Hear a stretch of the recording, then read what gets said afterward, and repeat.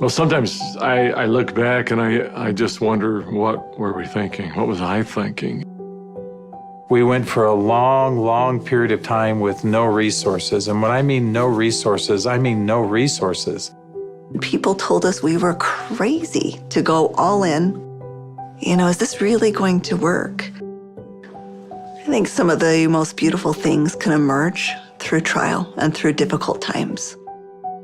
I had been a physician for a long period of time, and I'd had a patient who came to see me, and they would ask me, Dr. Hill, what do you think about the essential oils? And I made the mistake one time of saying, I think that's one of the craziest things I've ever heard. She looked me right in the eye and she said, I am so disappointed to hear that, because that's done more for me than you or any of your colleagues or anyone has ever done for me. And it intrigued me. And over time, I became more intrigued. I became involved with essential oils. And now for the last several decades, this is all that I have focused on and all that I have done. I remember when I first came into the essential oil industry, I thought they were voodoo oils. I thought they were really, really strange.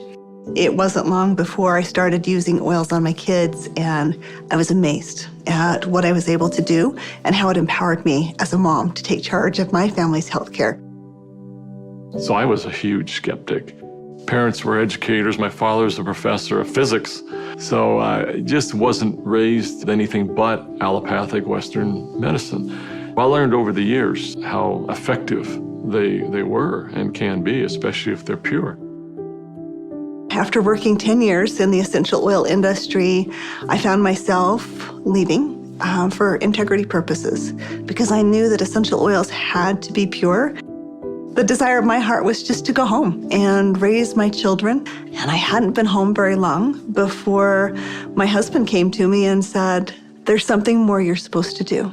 And as he said this to me, I actually was very angry with him because my heart said, I want to be home with my kids.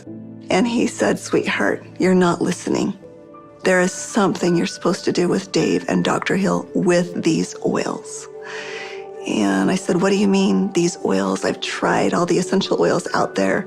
There's nothing that meets the quality standards our family needs to use for our health care. And he smiled at me and he said, I know. You're supposed to find them. Stop thinking with your head and start thinking with your heart. And it was in that moment that I knew. It all came together, and I had such a grand vision of going out and finding the world's most pure, most potent essential oils and educating mothers like me how to take charge of their health care. So it was in that moment before fear took over that I picked up the phone and I called Dave. And Emily Wright called me at the time and just said, what if we could go out and source the most pure essential oils on the planet and bring them to the world in a mainstream fashion? And he got really emotional. And Dave doesn't get emotional.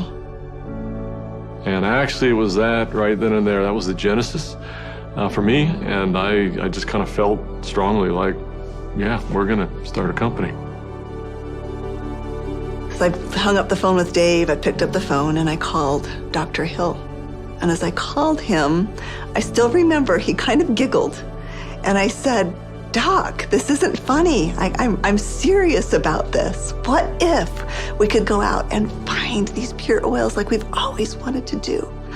And what if we could educate people to really understand the power behind these oils? And he said, no, Emily, I'm not laughing because I think your idea is crazy. I'm laughing because I was just getting ready to call you and ask you the very same question. It started with an initial little small meeting in an Italian restaurant. In the far corner, and we met for 5.5 hours until they finally kicked us out of the restaurant because we weren't buying food anymore. And we just started to dream. We would meet anywhere we could find some space to meet. And it was in some strange places. Of course, the basement of the Normal Library was one. We got too rambunctious and they finally kicked us out of the library. Sometimes it was in the basement of our homes.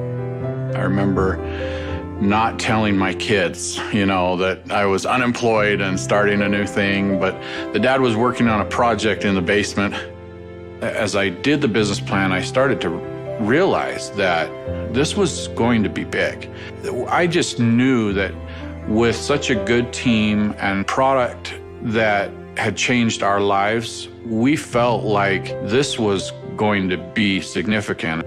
So as we began in the spring of 2008, that's when we had a massive falling out with the housing market in the United States. And there was a lot of panic and a lot of fear.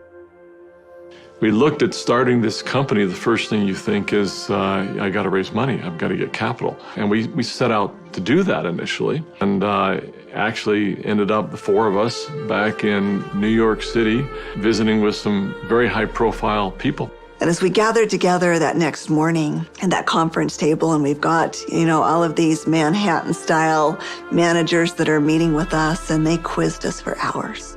Finally, at the end of the day, they looked at us and they said, "We believe that your business model is going to work. We believe that you will be successful, and we want to fund your venture.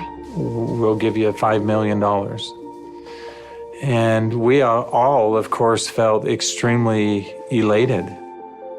They were willing to fund the company, but of course they were interested in 51% and control.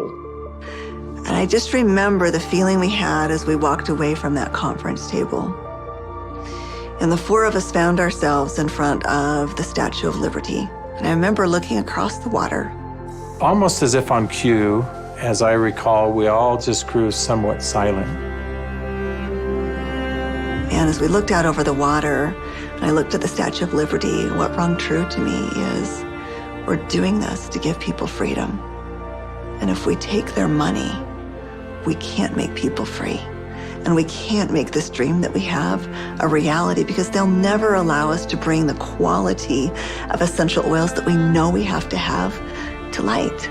Because they'll be looking for an exit strategy, they'll be looking for a return on their investment, and that can't be part of the equation. I remember standing right next to Dave Sterling, and Dave looked at me, and in kind of a somewhat shocking way, he asked me, "How much money do you have, Doc?" And I said, I don't know. And he said, "How much can you pull together?" And I said, "I don't know." And he asked each one of us in succession, and before we left the park that afternoon, we had made the decision that we were unable to take any resources from anybody, and instead, we would all leverage everything we have. We took the equity out of our homes, we cashed out 401ks, we liquidated everything we owned in order for this dream to come to fruition. And so as I expressed this to my wife, I remember very clearly, she just looked at me and said, "Well, I trust you. You'll take care of us, and we'll be fine." And we had family members even come to us to say, "You're foolish. Your family is going to be homeless." So we went all in, everything. We didn't hold anything back. We thought it would be for just a couple of months that we went without any income, but it was 13 months. Those final months, we're eating almonds and yogurt and telling our kids they can't go to dance practice and they can't play sports because we don't have enough money. But having that belief that it was all going to be worth it. And I remember a day that we had $5,000 left in our account. $5,000 because we had just put together this big oil order. And we didn't know how we were going to make payroll. We didn't know how we were going to make commissions. And just to see how doors open every single time, as long as we continued to step forward, that doors open. People ask me sometimes, how are you guys able to do what you did? And, but everybody rolled their sleeves up and we did every job. We did this job, this job, this job. I was supposed to go out and find these precious oils. So I started calling people, and every single person would say, "Of course, our oils are 100% pure." And that's when I realized almost all essential oils that are sold out there are sold through brokers. These brokers were very smart people, often having very sophisticated labs. And the oils were almost always changed. Most were not pure. Most were synthetically created. I had probably 100+ different samples that had been sent to my home. And every time we would meet, Dave, Dr. Hill would say, Emily, have you found the oils yet? I'd have to say, not yet. Like, are we going down the right path? Is this really what we're supposed to do? And I remember one beautiful day, I opened up my doorstep and 5 oils showed up all on the same day. It was frankincense, lavender, tea tree, lemon, and peppermint. As I smelled these bottles, I called up Dave and I called up Dr. Hill and I said, I found the oils.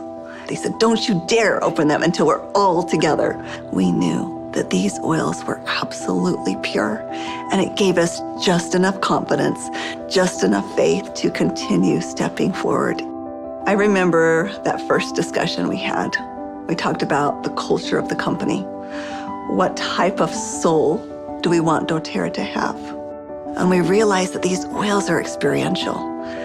And we realized it had to be a person-to-person model. We had to bring people together. We've got to have a culture of giving back. We have to have a culture of caring. Locking arms with the people who are putting the seeds in the ground, who are harvesting these products. It's making sure that their needs are met. As I look back on it today with doTERRA, it's overwhelming to me to see the impact it is around the world. There was a lot of sacrifice, but again, those are days we look back on, with some pride. Sacrifice is a really important piece in setting the foundation. Today, we've empowered nearly 8 million families all around the globe. We're now filling 315,000 bottles of oil every single day. And just to think about it on that scale just warms my heart, knowing that every single bottle is changing somebody's life on both sides of the bottle. I think this work has such purpose. It's like, how can we stop? We have single-handedly changed the acceptance of essential oils in science and in medicine. We are so committed to this work. We are so humbled to be stewards of what nature has created so perfectly for us. And we're so grateful for all of our amazing employees, for all of our amazing wellness advocates, for all of our amazing customers all around the world. We haven't changed in our mission. We haven't changed in our purpose. We're still true to those things that very early on were important. If doing the right thing was important then, doing the right thing is important now. If helping and giving service to other people was important then, it's important now. If sourcing oils differently and doing what had not been done before was important then, it's important now. We feel like, as crazy as it sounds, we're still just beginning.